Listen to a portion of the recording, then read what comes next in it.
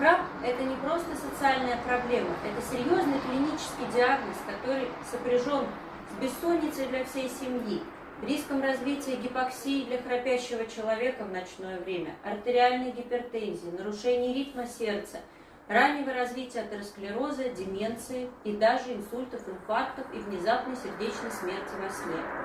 Специально для вас я разработала методические рекомендации по проблеме коррекции храпа.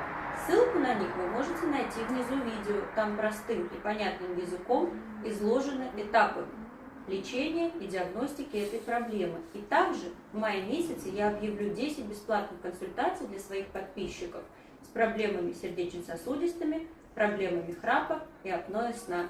Здорового сна вам и вашим близким!